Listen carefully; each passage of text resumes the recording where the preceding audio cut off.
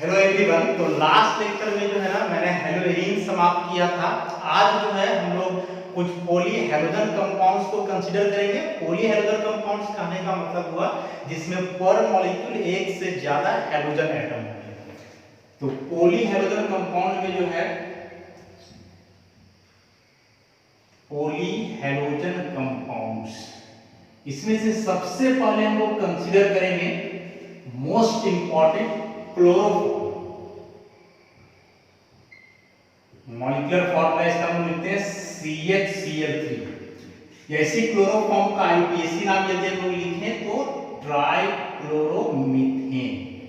ऐसा यह एक पॉली हैलोजन कंपाउंड है क्योंकि देखो इस मॉलिक्यूल में जो है तीन हैलोजन एटम है, मतलब एक से अधिक हैलोजन एटम। बात करें हम लोग क्लोरोफॉर्म के नाम का कि इसका नाम क्लोरोफॉर्म क्यों पड़ा, तो देखो क्लोरो लगा हुआ है क्योंकि मॉलिक्यूल में क्लोरीन है, और ये फॉर्म इसलिए लगा हुआ है ना क्योंकि यदि इस कंपाउंड का हाइड्रोलाइसिस करोगे तो इसका प्रोडक्ट बनता है फॉर्मिक एसिड। तो जिस कंपाउंड का जो हाइड्रोलाइसिस प्रोडक्ट है वो फॉर्मिक एसिड है, तो फॉर्मिक एसिड का फॉर्म और क्लोरीन का क्लोरो दोनों मिलकर के हो गया क्लोरोफॉर्म। तो ये क्लोरोफॉर्म का नाम। अब यदि इस क्लोरोफॉर्म के प्रिपरेशन की बात करें हम लोग कि क्लोरोफॉर्म को कैसे बनाया जाता है, बहुत सारे मेथड्स हैं, उसी में से कुछ मेथड्स को हम लोग डिस्कस करेंगे।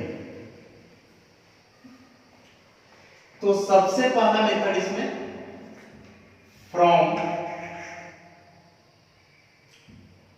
Ethanol using bleaching powder, ethanol से क्लोरोफॉर्म बनाएंगे ब्लीचिंग पाउडर का इस्तेमाल करके। तीन चार स्टेप्स इसमें रखते हैं। सबसे पहला स्टेप में क्या होता है, स्टेप ए की बात करें हम लोग तो जो ब्लीचिंग पाउडर है CaOCl2, इसका हाइड्रोलाइसिस किया जाता है वाटर के साथ, तो ये बनेगा कैल्शियम हाइड्रोक्साइड, सेलेक्टिव आयन जिसको हम बोलते हैं, प्लस Cl2। तो ब्लीचिंग पाउडर का हाइड्रोलाइसिस से जो हम लोग देख रहे हैं कि यहाँ क्लोरीन लिबरेट हो रहा है ना, यह क्लोरीन यहाँ दो एक्शन कर सकता है। पहला कि क्लोरीन है तो किसी में जाकर के जुड़ सकता है, इसको हम लोग उस केस में बोलेंगे क्लोरीनेटिंग एजेंट। और दूसरा कि हैलोजन है ना, पढ़ा होगा आप लोगों ने कि हैलोजन जो है ऑक्सीडाइजिंग एजेंट का काम करता है, तो क्लोरीन यहाँ ऑक्सीडाइजिंग एजेंट का भी काम कर सकता है।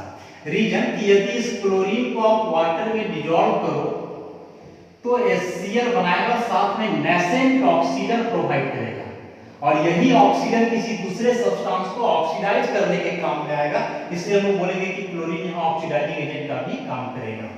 तो ब्लीचिंग पाउडर का हाइड्रोलाइसिस किए, कैल्शियम हाइड्रोक्साइड और क्लोरीन मिला, यह क्लोरीन काम करेगा क्लोरीनेटिंग एजेंट या फिर ऑक्सीडाइजिंग एजेंट का। तो अब इसमें सेकेंड स्टेप में क्या होता है, सेकेंड स्टेप कि जो हम लोग इथेनॉल लेते हैं CH3CH2OH इथेनॉल, यह इथेनॉल को ऑक्सीडाइज करता है क्लोरीन, ऑक्सीडाइज करके इथेनॉल को बदल देता है इथेनल में, ऐसा plus 2HCl, this one is ethanal. Ethanol alcohol है, यहाँ इथेनल अल्डिहाइड लगा हुआ है। कैसे जानेंगे कि इसमें ऑक्सीडेशन हुआ है, तो देखो इस कार्बन को फोकस करो, ऐसा।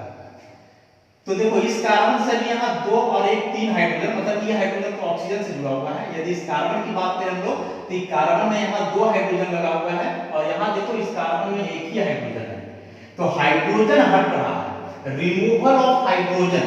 तो रिमूवल ऑफ हाइड्रोजन को हम क्या करेंगे, ऑक्सीडेशन। उसके बाद क्लोरीन की यदि बात करें तो क्लोरीन यहाँ देखो मॉलिक्यूलर फॉर्म में है, लेकिन यहाँ क्लोरीन जुड़ गया है हाइड्रोजन के साथ, तो क्लोरीन के साथ हाइड्रोजन जुड़ रहा है, तो एडिशन ऑफ हाइड्रोजन कहलाता है रिडक्शन, और रिमूवल ऑफ हाइड्रोजन कहलाता है ऑक्सीडेशन। तो उस आधार पे हम लोग बोलेंगे कि इथेनॉल का ऑक्सीडेशन हो गया इथेनल में, और इस क्लोरीन की बात करें तो इसका रिडक्शन हो गया HCl में, ऐसा।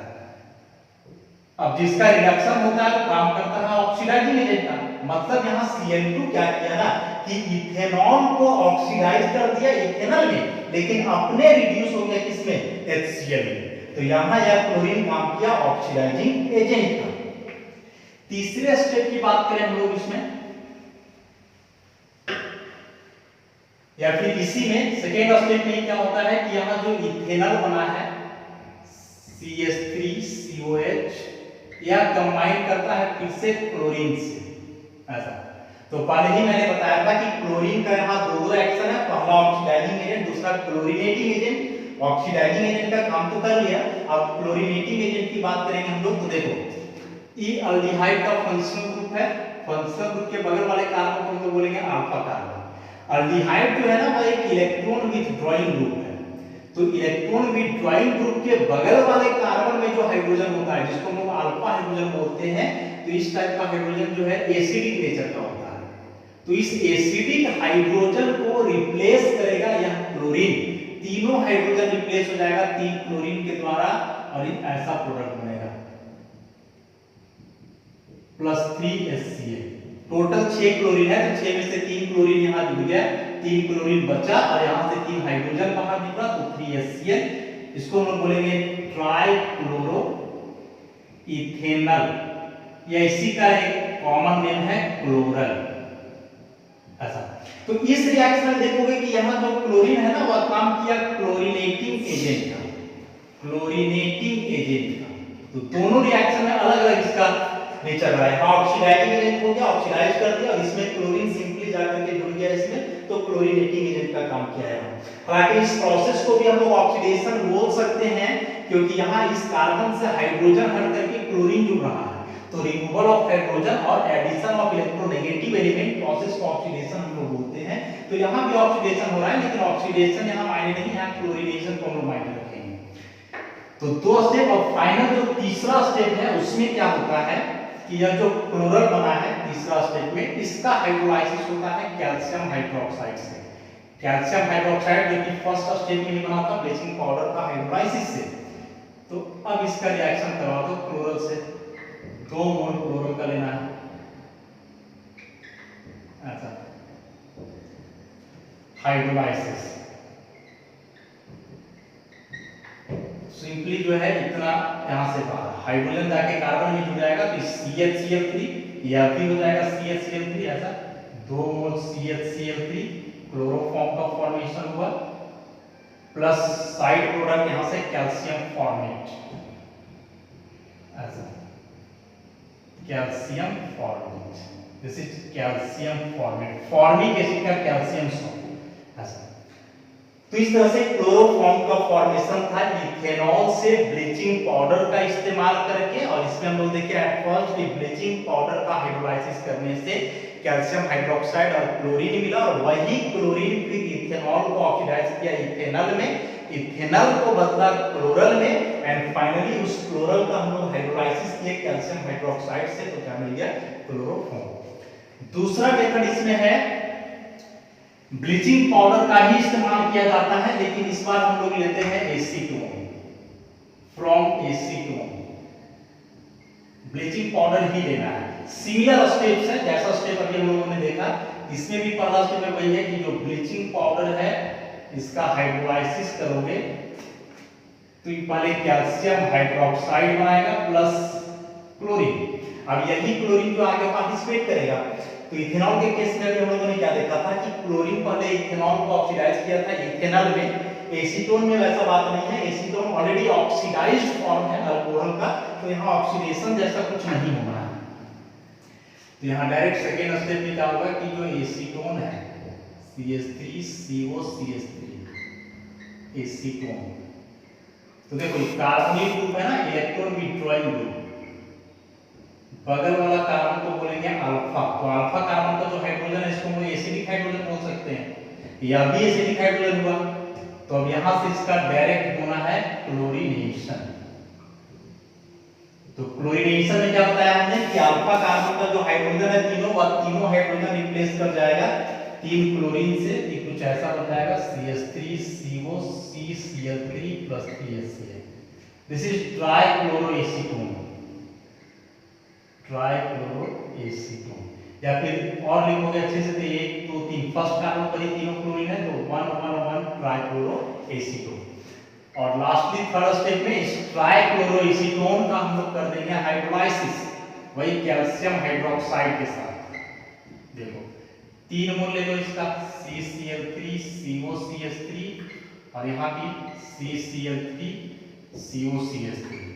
अच्छा, तो हाइड्रोलाइसिस करने से फिर से यहाँ इतना ही क्लोरोफॉर्म बन जाएगा, तो 2 मोल क्लोरोफॉर्म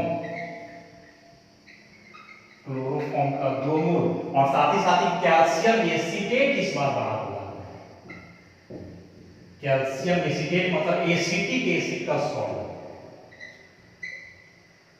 कैल्शियम एसीटेट। तो इस तरह से जो ब्लीचिंग पाउडर का हम लोगों ने इस्तेमाल किया, चाहे इथेनॉल से बनाना हो चाहे एसीटोन से, दोनों में प्रोसेस ऑलमोस्ट सिमिलर थे। इथेनॉल में एक स्टेप बढ़ रहा था ऑक्सीडेशन का, यहाँ ऐसा नहीं है, यहाँ डायरेक्ट सिंपल सा कि पहले हाइड्रोलाइसिस करके क्लोरीन बनाओ, फिर क्लोरीनेशन करके ट्राइक्लोरोएसीटेन, और फाइनली उसका हाइड्रोलाइसिस करो ट्राइक्लोरोएसीटेन का कैल्शियम हाइड्रोक्साइड के साथ, तो प्रोडक्ट बन जाएगा क्लोरोफॉर्म। अब तीसरा मेथड की बात करें, तो तीसरा मेथड में बाय रिडक्शन विथ या by reduction of carbon tetrachloride CCl4 के साथ। कार्बन टेट्राक्लोराइड का यदि हम लोग रिडक्शन करते हैं तो उससे क्लोरोफॉर्म बनता है। तो कार्बन टेट्राक्लोराइड रिडक्शन मतलब हाइड्रोजन का एडिशन करेंगे इसमें। हाइड्रोजन कहां से आता है, तो आयरन रिएक्शन करता है स्टीम से, H2O यहाँ गैसियस फॉर्म में रहेगा स्टीम। तो आयरन जो है ना रिएक्टिव मेटल है, स्टीम से रिएक्शन करके जो है हाइड्रोजन एलिमिनेट करता है, और वही हाइड्रोजन का इस्तेमाल यहाँ रिडक्शन के लिए किया जाता है। ये 2 हाइड्रोजन में से एक हाइड्रोजन जुड़ जाएगा इसमें, तो ये जाएगा CHCl3 और एक क्लोरीन यहाँ से बाहर निकलेगा, तो बचा हुआ H और एक Cl बन जाएगा HCl। This one is chloroform. तो इस तरह से तीसरा मेथड ही हो गया। अब चौथा मेथड इसमें हम लोग देखेंगे। चौथा मेथड में इसमें हो गया बाय क्लोरीनेशन ऑफ मीथेन का क्लोरीनेशन CH4। मीथेन का कंट्रोल्ड क्लोरीनेशन करना है, मतलब उसका जो स्टेप वाइज रिएक्शन करके हम लोग देखेंगे।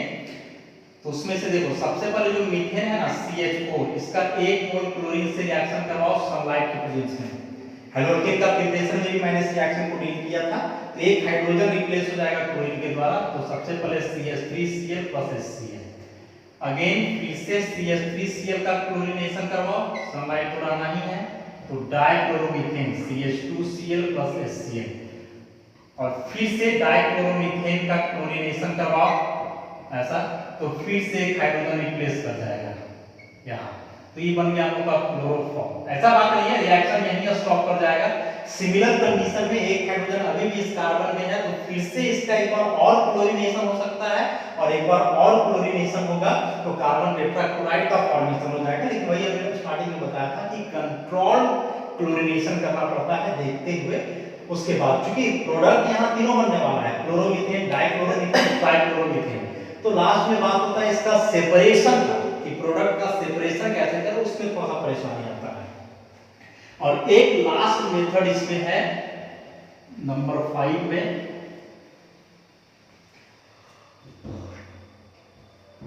Pure chloroform. तो प्योर क्लोरोफॉर्म को कैसे बनाया जाता है इसको, इसमें क्या होता है ना कि क्लोरल हाइड्रेट, अभी क्लोरल का स्ट्रक्चर मैंने बताया था ऐसा, हाइड्रेट मतलब इसके साथ वाटर का मॉलिक्यूल जुड़ा हुआ रहेगा, दिस इज क्लोरल हाइड्रेट। इसका रिएक्शन सोडियम हाइड्रोक्साइड के साथ ऐसा, तो सिंपल सा रिएक्शन होता है यहाँ पे कि क्लोरोफॉर्म में कन्वर्ट हो जाएगा ऐसा, प्लस सोडियम फॉर्मेट बनेगा, वो Na+H2O, this is sodium format ऐसा। मतलब इसको ऐसे आप समझ सकते हो, मैकेनिज्म वगैरह देखने के बाद क्लियर बात होता है। लेकिन अभी जानो कि देखो H2O जैसे यहाँ जुड़ा हुआ था तो लास्ट में निकल ही गया, NaOH का हाइड्रोजन आ गया केवल इस कार्बन से, और ई वाला पूरा ग्रुप हट गया, यहाँ का इतना ग्रुप बचा हुआ था, तो ये सब आपस में मिलकर के सोडियम फॉर्मेट, इसका हाइड्रोजन यहाँ आ गया, फिर बन गया क्लोरोफॉर्म। तो इस तरह से हम लोगों ने क्लोरोफॉर्म बनाने का टोटल 5 मेथड्स डिस्कस किया। अब बात करें हम लोग क्लोरोफॉर्म के फिजिकल प्रॉपर्टीज की। तो क्लोरोफॉर्म जो है ना एक कलरलेस, हेवी और मोबाइल लिक्विड होता है। मोबाइल कहने का मतलब कि फ्लो करने का टेंडेंसी होता है इसमें क्लोरोफॉर्म में। इसका स्मेल जो है बहुत बेहतर नहीं होता है, पंजेंट टाइप का ही स्मेल बोल सकते हैं या सफोकेटिंग स्मेल बोल सकते हैं।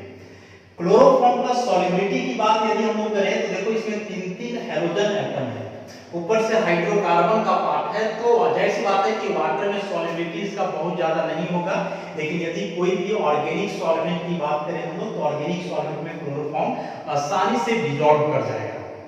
और सबसे बड़ा बात है कि क्लोरोफॉर्म जो है ना इसके वेपर को यदि इनहेल किया जाए, सांस के रूप में लिया जाए तो आदमी जो है अपना होश खो देता है। इसीलिए क्लोरोफॉर्म का इस्तेमाल किया जाता है एनेस्थेटिक के रूप में, मतलब बेहोश करने के लिए। क्यों होता है वैसा उसको आगे हम लोग डिस्कस करेंगे। तो अब हम लोग बात करें क्लोरोफॉर्म के कुछ केमिकल प्रॉपर्टीज का, केमिकल रिएक्शंस का। तो केमिकल रिएक्शंस में देखो क्या होगा। क्लोरोफॉर्म का केमिकल रिएक्शंस, केमिकल रिएक्शंस। तो केमिकल रिएक्शंस में सबसे पहले आता है क्लोरोफॉर्म का acidic nature. Acidic nature, acidic nature कहने का मतलब क्लोरोफॉर्म जो है ना वो वीक एसिड के जैसा बिहेव करता है। एसिड के जैसा बिहेव क्यों करता है क्लोरोफॉर्म, जरा उसको देखो। क्लोरोफॉर्म का स्ट्रक्चर मैंने बताया CH Cl3, इस तरह से फॉर्मूला इसका होगा ऐसा। अब देखो कार्बन से यहाँ 3 क्लोरीन जुड़ा हुआ है। क्लोरीन का इलेक्ट्रोनेगेटिविटी कार्बन से अधिक होता है, मतलब तीनों आयोडीन जो है कार्बन के इलेक्ट्रॉन को विथड्रॉ करेगा। क्लोरीन का माइनस आई इफेक्ट, तो माइनस आई इफेक्ट के थ्रू क्या करेगा, तीनों बॉन्ड के इलेक्ट्रॉन को विथड्रॉ करेगा।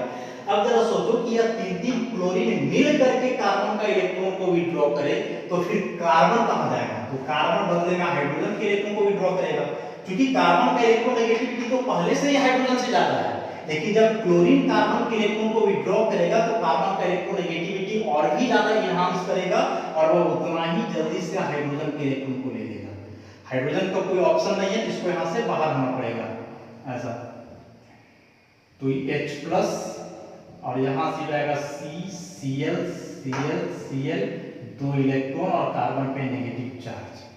अब एसिडिक नेचर क्यों बोल रहे हैं, तो देखो एसिड का डेफिनेशन जैसा हम लोगों ने पढ़ा है कि यदि कोई सब्सटेंस H+ आयन रिलीज करे तो एसिड के जैसा बिहेव करता है। तो क्लोरोफॉर्म यहां वही तो किया, H+ रिलीज किया। H+ रिलीज करने के पीछे कारण क्या है, वो हमने बताया कि minus I effect of 3 chlorine atoms. अब यहां ये जो एनायन बना है ना ट्राइक्लोरोकार्बन आयन, तो ये जो कार्बन आयन है इसका बहुत बड़ा योगदान आ गया। वो कैसे, तो देखो कोई भी सब्सटेंस एसिड है तो इतना सब बोल देना केवल ठीक नहीं कि H+ रिलीज कर रहा है इसलिए एसिड है। देखा यह भी जाता है कि H+ आयन रिलीज करने के बाद उसका क्या स्थिति है। यदि H+ आयन रिलीज करने के बाद वो स्टेबल हो रहा है तो हमेशा H+ आयन रिलीज करना चाहेगा, जो कि उसके एसिडिक स्ट्रेंथ को एनहांस करेगा। तो यहाँ जो कार्बन आयन बना है ना ये रेजोनेंस स्टेबलाइज्ड है। This one is resonance stabilised.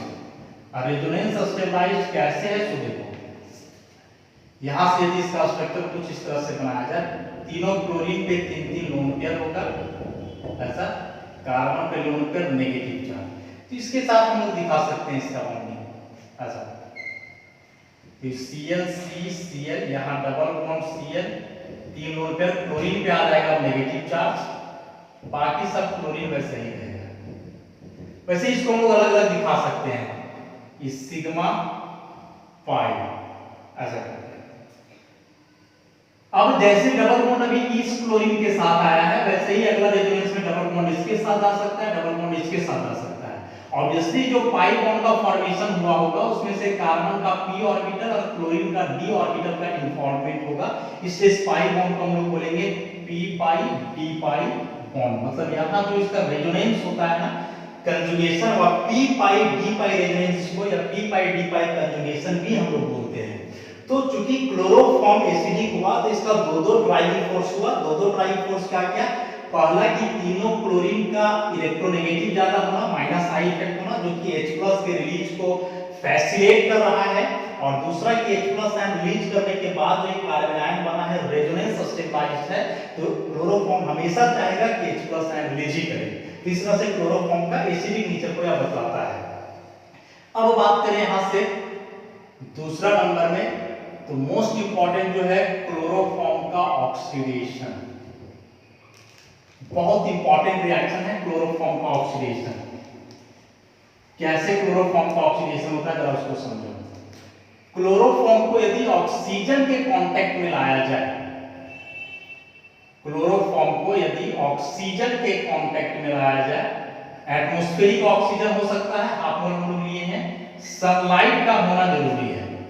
Reaction होता है कुछ इस तरह से, पहले वो ऑक्सीजन जाकर के यहाँ कार्बन और हाइड्रोजन के बीच इंसर्ट करेगा, बीच में एक इंटरमीडिएट कंपाउंड बनेगा और यहाँ से अब देखो इस बॉन्ड को हम लोग यहाँ शिफ्ट करेंगे, इसका इलेक्ट्रोनेगेटिविटी ज्यादा है तो इलेक्ट्रॉन को विड्रॉ करेगा, कार्बन और क्लोरीन में क्लोरीन का ज्यादा है तो ये वाला इलेक्ट्रॉन क्लोरीन ले लेगा, तो यहाँ से H और यहाँ से Cl, मतलब ओवरऑल HCl बाहर होगा माइनस HCl।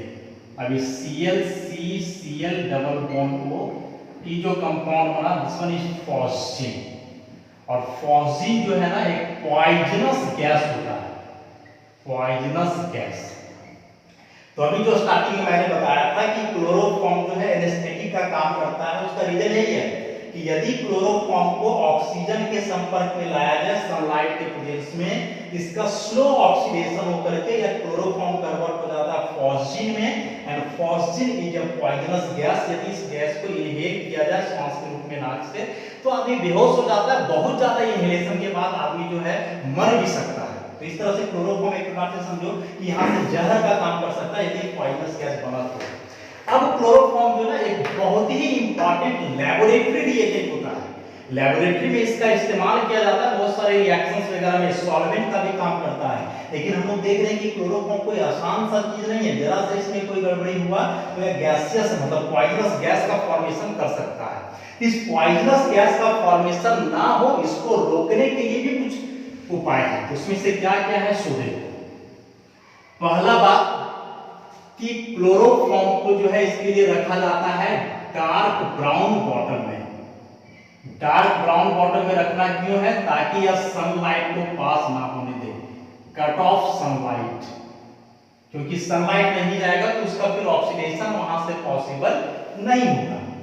दूसरा बात इसमें क्या है कि जो बॉटल होता है ना, जिस बॉटल में क्लोरोफॉर्म को रखा जाता है ऐसा, तो बॉटल को एकदम ब्रिम तक भरा जाता है, पूरा लास्ट तक, जरा सा भी जगह नहीं छोड़ना। सपोज मान लो कि बॉटल को यहाँ तक भर के छोड़ देते हो तो बाकी जो खाली जगह बचा है इसमें क्या आ जाना है? एयर आ जाना है। एयर मतलब इसमें ऑक्सीजन आ जाना है, और यदि क्लोरोफॉर्म ऑक्सीजन के संपर्क में आया तो रिएक्शन करके फॉस्फीन गैस बनेगा जो कि जहरीला गैस है, ऑलरेडी हम लोगों ने देखा है। इसलिए जिस बॉटल में क्लोरोफॉर्म को रखा जाता है उसको एकदम ब्रिम तक भर दिया जाता है। और मान लो कि बाय मिस्टेक किसी तरह से फॉस्फीन गैस का फॉर्मेशन हो भी गया, तो मान लो तुम प्रैक्टिकल करने गए, यहाँ इसका ढक्कन लगा हुआ है, इसको खोले तब तक तो यहाँ फॉस्फीन गैस भरा हुआ है। अब जैसे खोले तो नाक में तो फॉस्फीन गैस जाएगा, अब जाएगा तो आदमी बॉटल खोलते खोलते बेहोश हो जाएगा, ये कहीं गैस को तो फिर आगे बढ़ना मुश्किल हो जाएगा। इसलिए क्या किया जाता है कि यदि किसी तरह से फॉस्फीन गैस का फॉर्मेशन हो गया हो, इसको डिस्ट्रॉय करने के लिए इसमें मिलाया जाता है इथेनॉल। अबाउट 1% इथेनॉल का सॉल्यूशन रहता है। इथेनॉल क्या करता है सो देखो कि यदि आप बॉटल में इथेनॉल भर दिए हो, इस C2H5OH इथेनॉल, तो क्या करता है कि इथेनॉल कंबाइन कर जाएगा फॉस्फीन से, दिस वन इज फॉस्फीन। यदि किसी तरह से फॉस्फीन का फॉर्मेशन हुआ हो बाय मिस्टेक तो अब ये जो है सो आपस में कंबाइन करके ऐसा बना देगा 2 मोल HCl plus diethyl carbonate C2H5O और CO, this is diethyl carbonate. जो डाइइथाइल कार्बोनेट होता है ना, नॉन पॉइजनस होता है, यह जहरीला नहीं है, और ऊपर जो हाइड्रोजन क्लोराइड है उसमें भी कुछ ऐसा ही बात है। तो फॉस्फीन पॉइजनस था, लेकिन यदि इसमें इथेनॉल मिला दिए तो इथेनॉल इस फॉस्फीन गैस के साथ मिलकर के ये सब जो प्रोडक्ट बना है ये सब कोई पॉइजनस गैस नहीं होता है, ये सब नॉर्मल कंपाउंड है। तो इस तरह से इसके जो पॉइजनस प्रॉपर्टी है फॉस्फीन गैस का, इसको डिस्ट्रॉय कर देता है इथेनॉल। बहुत इंपॉर्टेंट क्वेश्चन है, एग्जामिनेशन में आता है। डायरेक्ट या तो ऑक्सीडेशन आएगा या फिर ऐसे भी क्वेश्चन आता है कि जब क्लोरोफॉर्म को जब स्टोर किया जाता है तो उसमें इथेनॉल क्यों मिलाया जाता है। उसका रीजन यही है कि इथेनॉल मिलाने से क्या होता है कि जो फॉस्जिन गैस का फॉर्मेशन होता है उस फॉस्जिन गैस को डिस्ट्रॉय कर देता है, ताकि आगे कोई प्रैक्टिकल वगैरह में कोई वैसा नुकसान या वैसा कोई रिस्क ना रहे। तो इस तरह से जो है इसको आप लोग ध्यान से देखोगे। कुछ और प्रॉपर्टीज बचे हुए हैं क्लोरोफॉर्म का जो हम लोग नेक्स्ट क्लास में देखेंगे।